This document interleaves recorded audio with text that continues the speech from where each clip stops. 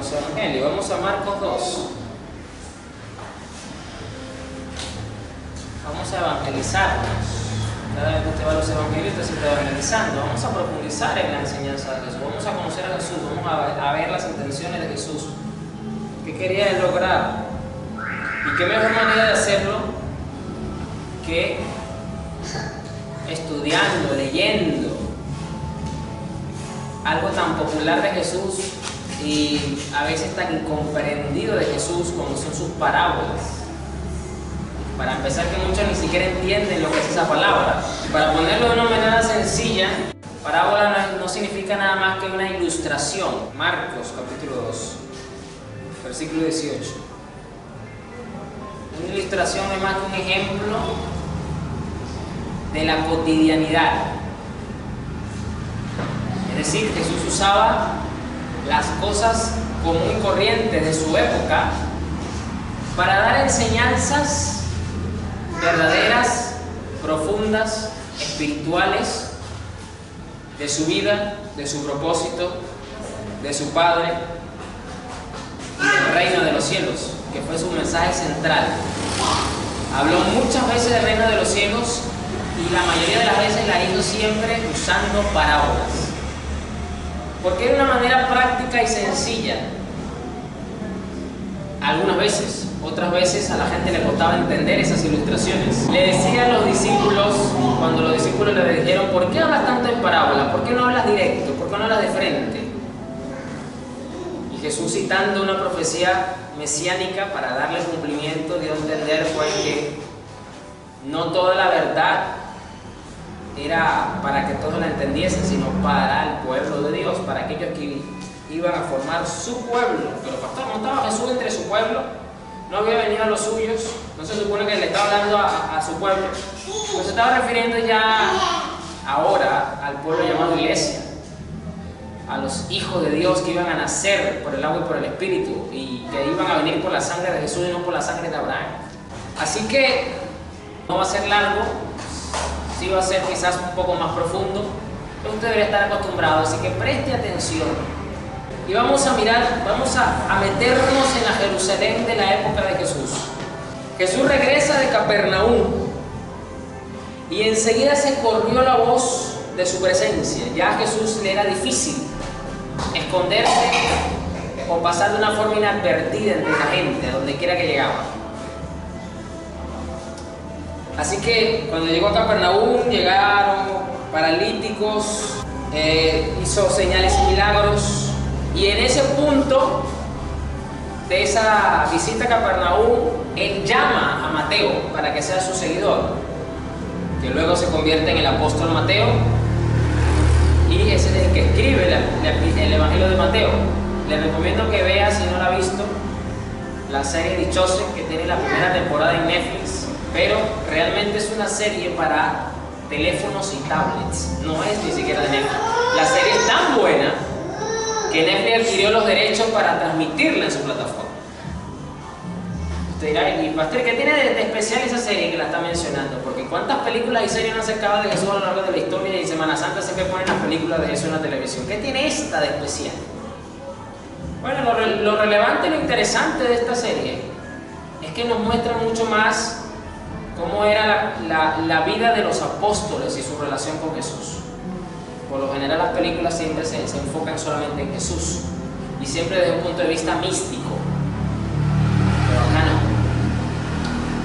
Así que si quiere conocer un poco más cómo era el apóstol Mateo, pues ahí lo va a encontrar un poco. Pero aquí en este punto, en Capernaum, Mateo era un recaudador de impuestos, así que era un judío odiado por su propio pueblo, porque representaba al opresor, representaba al imperio romano, al que los humillaba, al que los esclavizaba. ¿Cómo es posible que un judío represente al opresor? Ese era Mateo.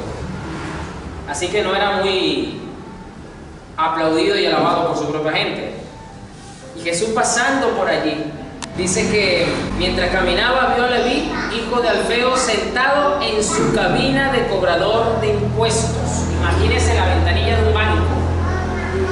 Así estaba Mateo, del lado de la ventanilla, cobrando los impuestos y recibiendo a la gente en fila para pagar los impuestos al imperio. Y Jesús pasó por allí y solo lo vio. Y le dijo: sígueme y sé mi discípulo.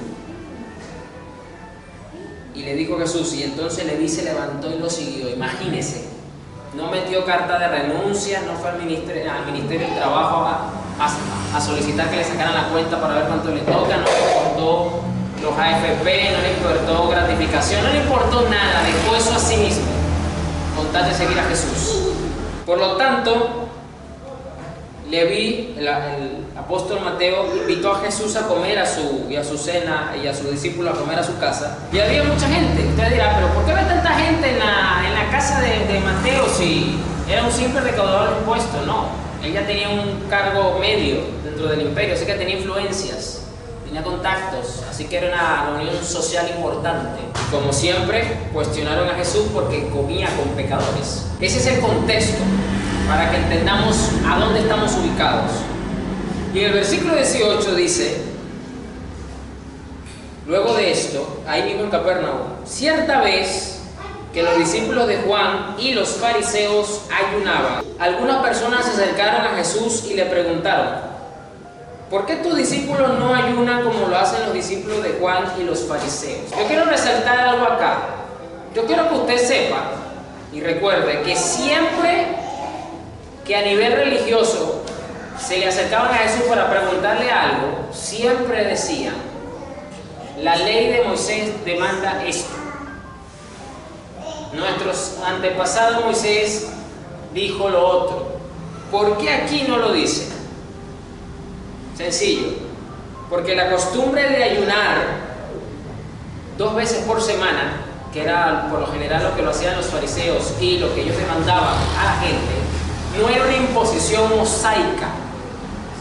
Pastor, pero en el Antiguo Testamento, por ejemplo, en Isaías 58 vemos que el pueblo ayunaba. Sí, pero ellos ayunaban cuando la ley lo requería. Pero esta disciplina de 2 veces por semana era una costumbre impuesta por los fariseos. O sea, no había la obligación de ayunar 2 veces por semana. Por eso aquí dice, de la forma en la que lo dice. No dice: ¿por qué tú no ayunas 2 veces por semana si la ley de Moisés lo dice? Porque la ley de Moisés no lo decía.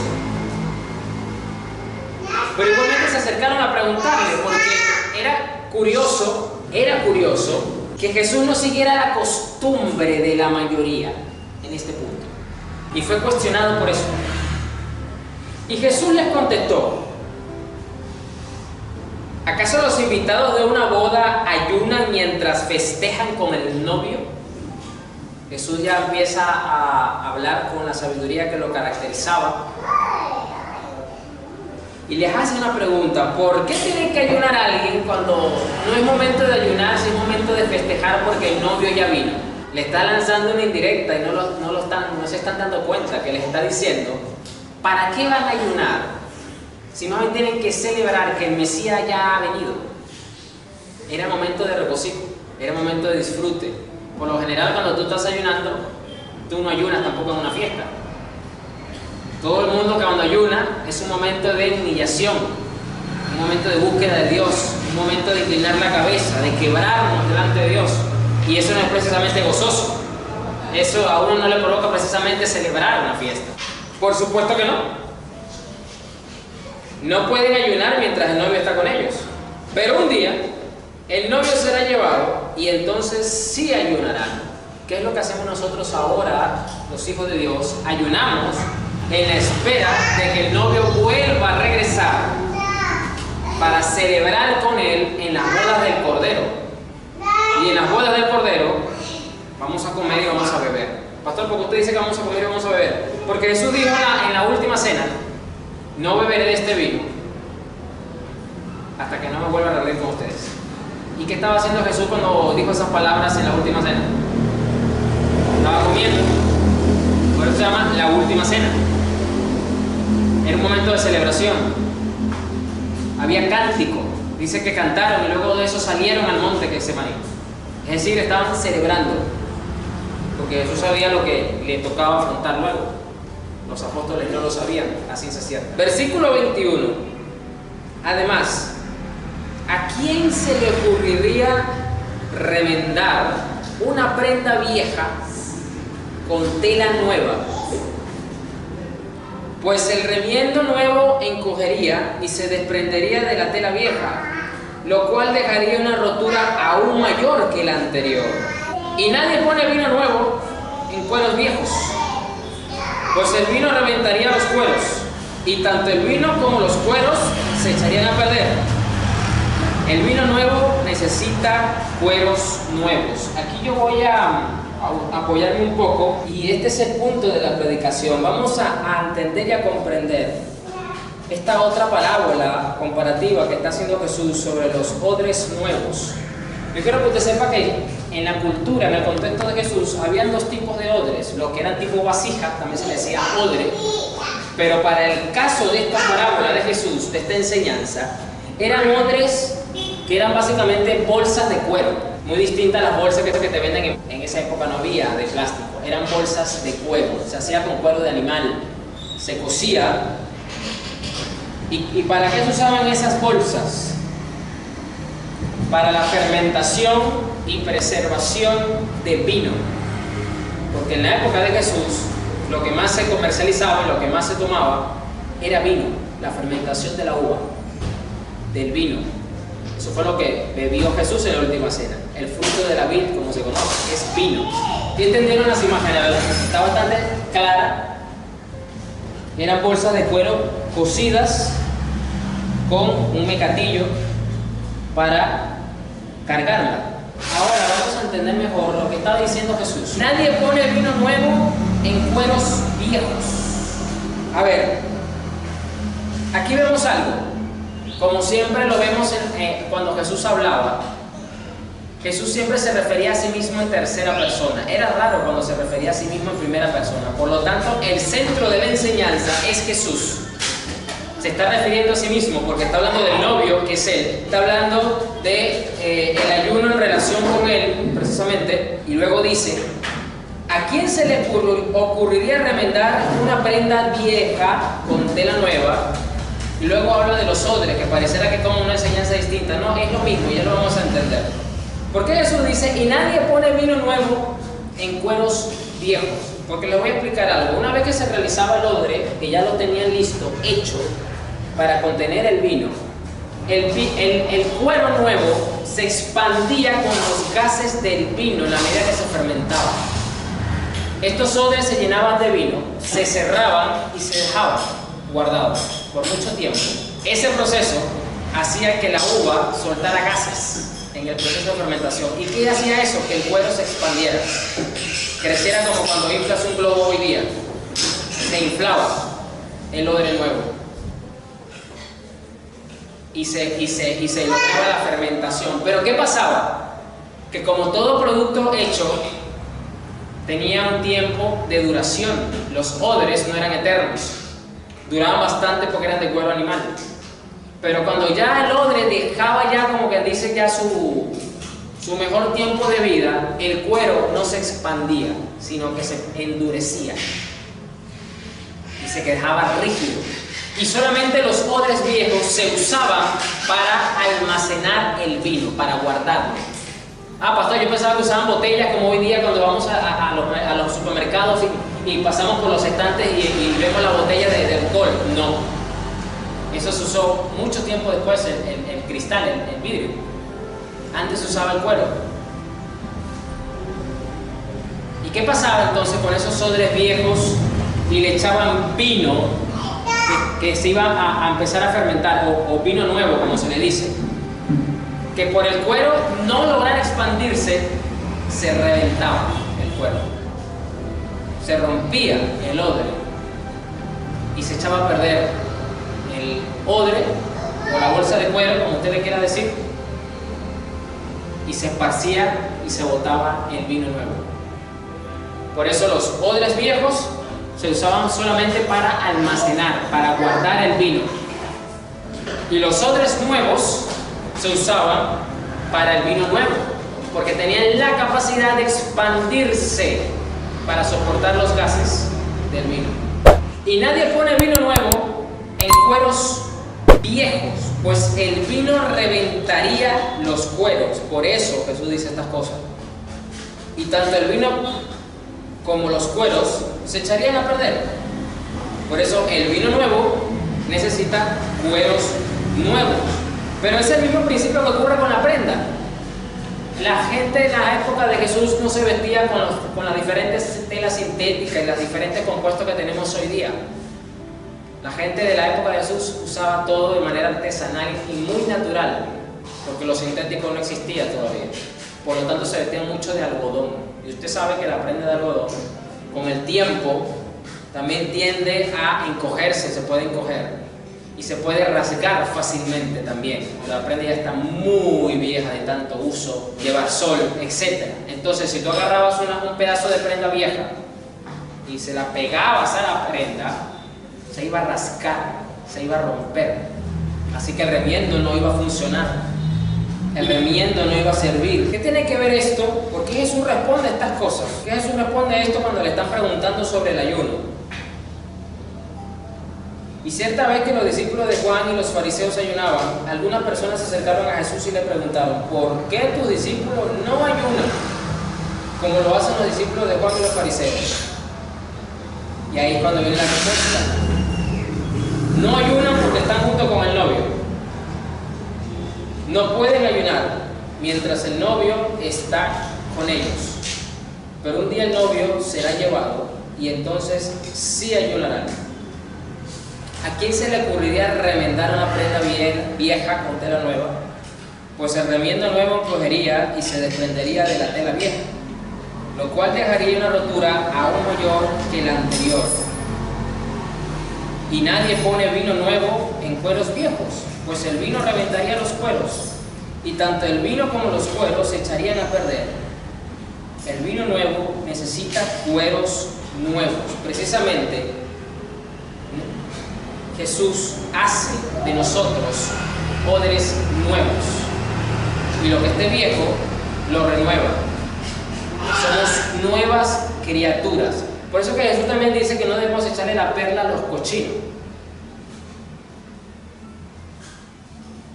Nosotros todos venimos a la casa del Señor, todos buscamos de Dios, todos queremos: Señor, lléname, ayúdame, bendíceme, úsame.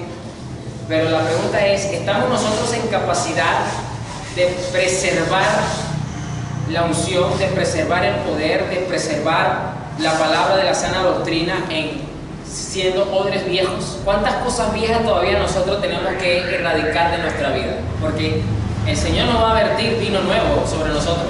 Pero lo curioso es que acá, aunque siempre se le da ese enfoque, yo puedo decir que necesitamos de ambas cosas. Porque también Jesús dijo que cuando un maestro de la ley religiosa toma las perlas nuevas del tesoro viejo, también es de mucho provecho. Yo pudiese decir acá que necesitamos la capacidad de preservar que tiene un odre viejo para nosotros ser fieles con lo que Dios nos da, para nosotros ser fieles con el llamamiento que tenemos que cumplir.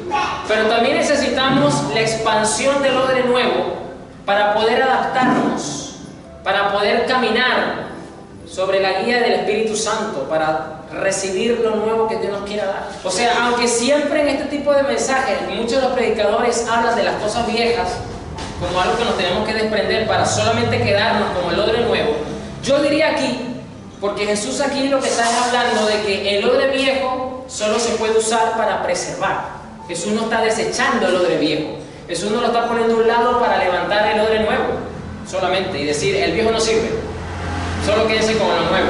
Jesús no está diciendo eso acá. Jesús simplemente lo que está diciendo: el odre nuevo sirve para esto y el odre viejo sirve para esto. No puedes mezclar las funciones de ambos porque se daña uno y se daña el otro.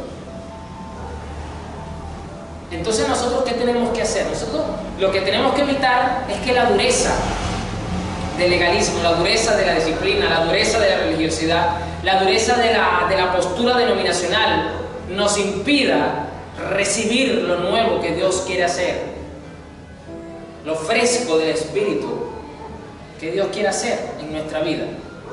Pero a su vez necesitamos esa capacidad de preservar, de salvaguardar las cosas.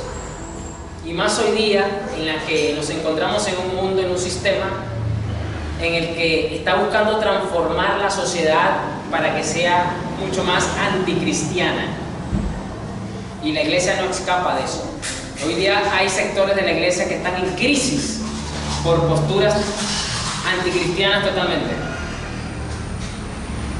Porque como odres viejos no han sabido salvaguardar la belleza del Evangelio. Y han dejado que les entre ese vino extraño del mundo, del sistema. Un evangelio corrompido, luego, diluido, que no salva a nadie, que no confronta a nadie.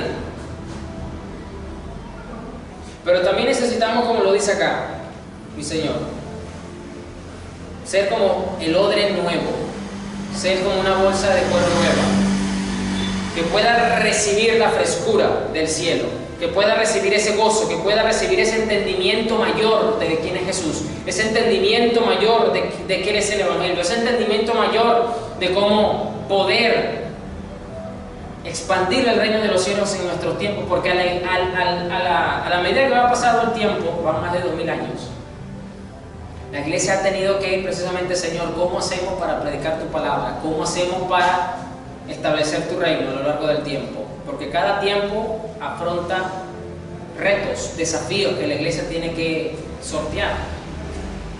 Y para eso necesitamos ser como un odre nuevo, tener la capacidad de adaptarnos para poder recibir ese vino nuevo. Eso es lo que necesitamos hacer. Y es curioso que las personas que le estaban preguntando a Jesús sobre los odres, sobre el ayuno, luego de esta respuesta de Jesús, no le preguntaron más sobre el tema. Es curioso eso, porque aquí Lucas añade un poco más sobre este momento. Lucas 5, versículo 33. Lucas 5, 33. Cierto día algunas personas le dijeron a Jesús: los discípulos de Juan el Bautista ayunan y oran con frecuencia, igual que los discípulos de los fariseos. ¿Por qué tus discípulos están siempre comiendo y bebiendo? Es decir, no seguían la costumbre religiosa que tenían los discípulos de Juan el Bautista y los de los fariseos. Jesús contestó: ¿acaso los invitados de una boda ayunan mientras festejan con el novio? Por supuesto que no, pero un día el novio será llevado y entonces sí ayunarán. Luego Jesús les dijo la siguiente ilustración. ¿Ya ves? Como lo dice esta versión, la parábola no es más que una ilustración para que puedan entender mejor. Nadie quita un pedazo de tela de una prenda nueva y la usa para remendar una prenda vieja, pues la prenda nueva se arruinaría y el remiendo nuevo no haría juego con la prenda vieja. Nadie pone vino nuevo en cueros viejos, pues el vino nuevo reventaría los cueros, dice acá Lucas, y el vino se derramaría y los cueros quedarían arruinados. El vino nuevo debe guardarse en cueros nuevos. Ni nadie que prueba el vino añejo, es decir, que ya está fermentado, guardado por mucho tiempo, parece querer el vino nuevo, pues dice: el añejo es mejor. Por eso es que, si usted no lo sabe, los vinos, sobre todo, mientras más años tengan de guardado, más caros son. Cuando usted va a un restaurante fino y usted ve ciertas botellas por allá guardadas en alguna zona y usted ve desde añejado desde 1800 no sé cuánto, desde 1900, y mientras más viejo es, más caro es. ¿Por qué? Porque el proceso de fermentación ha mejorado mucho más el sabor de las cosas. Y es precisamente lo relevante que quiero resaltar acá del Evangelio de Lucas, porque el escritor nos dice que, número uno, debemos evitar reventarnos. Debemos evitar reventarnos. Necesitamos ser transformados por nuestro Señor Jesús. Tenemos que realmente recibir esa capacidad del vino nuevo para soportar lo que Dios quiere depositar sobre nuestra vida, sobre lo que Dios quiere depositar sobre tu familia, sobre lo que Dios quiere depositar sobre este ministerio. Tenemos que ser como el vino nuevo. Tenemos que ser así. Pero luego tenemos que asumir esa capacidad que tiene el odre viejo, el cuero viejo, de fermentar. ¿Qué quiere decir eso? De madurar. de meditar, de desarrollar lo que Dios te da. Es eso. ¿Qué es lo que hace el cuero viejo? Fermentar. Así se le llama el proceso químico del vino, del fruto de la vid para convertirse en un vino. Y eso libera gases. Y por eso el cuero nuevo se expande. Y nosotros vamos a decir que está madurándose, que se está desarrollando. Es exactamente lo que Dios quiere para nosotros. Que agarres la palabra que te ha dado y que esa palabra madure en tu corazón, que esa palabra se desarrolle en tu mente, que esa palabra libere oxígeno a través de tu vida en el diario vivir, para que tu vida se vaya amoldando, se vaya estirando al Evangelio. Eso es lo que Dios quiere. Por lo tanto tenemos que tener esas virtudes, tanto del cuero viejo como del cuero nuevo.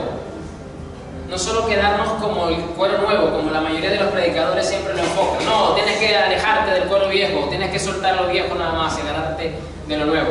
Pero es que vuelvo al punto, Jesús no está menospreciando y eliminando el cuero viejo.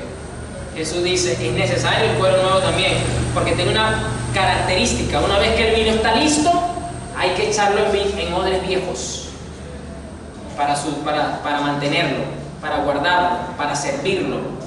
Y el vino nuevo, el que se va produciendo, tiene que ir ¿a dónde? Odres nuevos. Entonces ambos son necesarios. Ambos son necesarios. Por eso que a nivel escritural, el odre nuevo se puede representar como el nuevo pacto y el odre viejo como el antiguo pacto.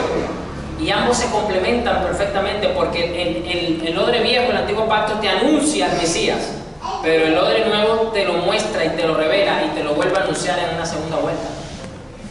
Entonces ambos son necesarios, ambos son importantes, ambos son un solo mensaje de Dios. En ambos tú conoces al Dios del cielo. Entonces definitivamente que estas palabras de Jesús, esta pequeña parábola de Jesús, tiene mucha relevancia e importancia, más de la que yo creo que estoy diciendo en este momento. Y el versículo 39 de Lucas 5 dice: ni nadie que prueba el vino añejo parece querer el vino nuevo. ¿Por qué? ¿Por qué Jesús está diciendo eso? Porque ya lo acabo de decir, mientras más viejo el vino, más sabor tiene, más concentrado se vuelve. Más concentrado se vuelve. ¿Usted se acuerda el evangelio de... Vamos a la... porque quiero resaltar eso para que veamos la boda de Canaán. El primer milagro público de Jesús. Ese está Evangelio de Juan capítulo 2. Al día siguiente se celebró una boda en la aldea de Caná de Galilea.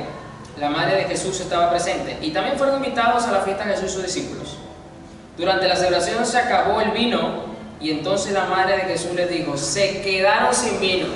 Este es un capítulo muy hermoso en la serie de Dichose, que se lo recomiendo. Se quedaron sin vino. Apreciada mujer, ese no es nuestro problema, respondió Jesús. Todavía no ha llegado mi momento. Yo quiero que usted sepa que las bodas en la época de Jesús no son como las bodas occidentales, que duraban unas pocas horas entre la ceremonia y la celebración, y después cada quien se iba para su casa y los novios a la luna de miel. No. Las bodas en la época de Jesús duraban días, podían durar entre 5 a 7 días, imagínense esa celebración. Así que tenía que tener bastante vino, pues tenía que garantizarse que la gente estuviera servida. Y aquí dice que se quedaron sin vino, quizás por un error de cálculo del encargado. Versículo 6, cerca de allí había 6 tinajas de piedra que se usaban para el lavado ceremonial de los judíos. Cada tinaja tenía una capacidad de entre 75 a 113 litros. Ok, estaban 75 litros, otras 113 litros. Es bastante producto. Y Jesús les dijo a los sirvientes: llenen las tinajas con agua. Una vez que las tinajas estuvieron llenas, les dijo: ahora saquen un poco y llévenselo al maestro de ceremonias. Así que los sirvientes siguieron sus indicaciones. Cuando el maestro de ceremonias probó el agua, que ahora era vino, sin saber de dónde provenía, es decir, el maestro de ceremonia como que nunca se enteró de lo que estaba pasando, nunca se enteró que se había acabado el vino. Cuando el maestro de ceremonias probó el agua que ahora era vino sin saber de dónde provenía, aunque por supuesto los sirvientes sí lo sabían, mandó a llamar al novio. Un anfitrión siempre sirve el mejor vino primero, le dijo, y una vez que todos han bebido bastante, comienza a ofrecer el vino más barato. Pero tú has guardado el mejor vino hasta ahora. ¿Qué es lo que está diciendo el maestro de ceremonia? Bueno, todo el mundo sirve primero lo mejor. Y yo cuando están un poquito mareaditos, cuando ya están un poquito pasaditos de copa, o cuando ya algunos se han retirado de la boda porque no van a durar quizás hasta el final, reparten el más barato. Reparten el que menos fermentación tiene. Pero tú lo has hecho al revés. Tú dejaste lo mejor de último. Quiero resaltar aquí número 1, que esto eran tinajas de piedra que se usaban para el lavado ceremonial. Las tinajas que se usaban para el vino no eran de piedras, ahí era donde se machacaba, eran de arcilla y luego pasaban a los de cuero. Por lo tanto, esto no era lo más apropiado para hacer vino. Pero Jesús dijo, yo quiero usar esas tinajas para lavado ceremonial. Esto es muy simbólico, yo creo que aquí puede haber un mensaje tremendo para nosotros como iglesia. Lo que quiere decir eso entonces que el vino que Jesús produce en nosotros nos purifica y nos limpia, para que seamos aptos de estar delante de Él y darle un culto que le agrada. Y para luego tomar de ese vino y dárselo a los que están alrededor de nosotros y prueben del Evangelio de Jesús. Creo que ese mensaje aquí yo lo veo. Y luego dice que se lo llevó al maestro de ceremonias y dijo, este vino está buenísimo, número 1. Y número 2, te felicito por haberlo dejado de último.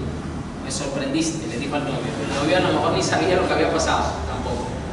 Pero los sirvientes sí, porque fueron los que miraron lo que hizo Jesús.